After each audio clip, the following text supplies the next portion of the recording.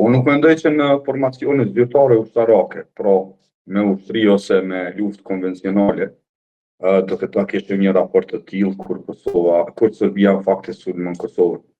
Mirë po sulmet nuk janë vetëm të kësaj llojta.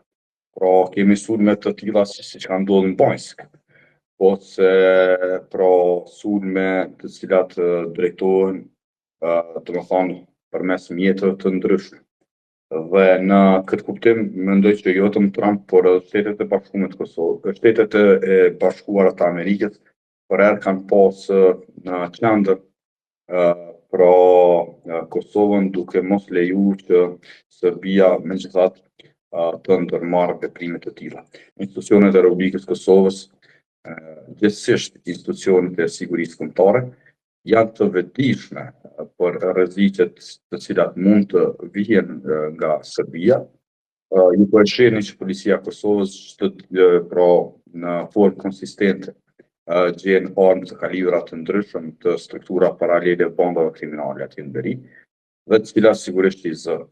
Dhe në fakt, mendoj që ne nuk mund ta mohojmë që mund vije në të ardhmen një sulm i çfarëdo lloji, qoftë edhe terrorist nga Serbia, mirë po meqenëse se kemi marrë mësimet, kemi përvojën e dur, kemi institucionet tona të sigurisë të cilat janë shumë profesionale dhe të vetëdijshme, çdo sulm që ne bën Serbia sigurisht që të suprapset pas. Serbia nuk ka qenë e gatshme të ta fillojë luftën vetëm kundër Kosovës, ajo përveç kundër Kosovës ka qenë e gatshme të bëjë invazion edhe ndaj Bosnjës së Hercegovinës, Malit të Zi dhe këto të gjitha kanë qenë planet e saj.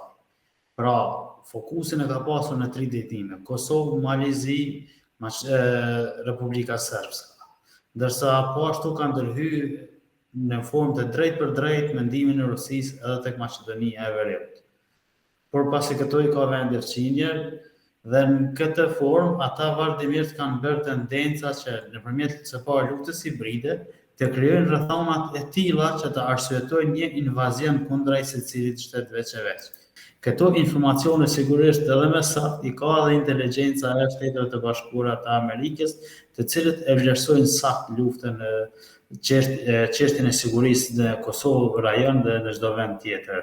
Trumpi ka ardhur, domethënë se fundi ka disa muaj që ka ardhur në pushtet, dhe ne po flasim për një kërcënim të ri që e ka bërë Serbia kundrejt Kosovës dhe vende të tjera pas ardhjes në pushtet të Trumpit. Të kemi parasysh që kërcënimet e tilla i ka pasur madje edhe të hapura edhe para në kohën kur ka qenë Bideni në pushtet, dhe kur filloi lufta ndërmjet Izraelit dhe Iranit, menjëherë Serbia filloi me një propagandë të re.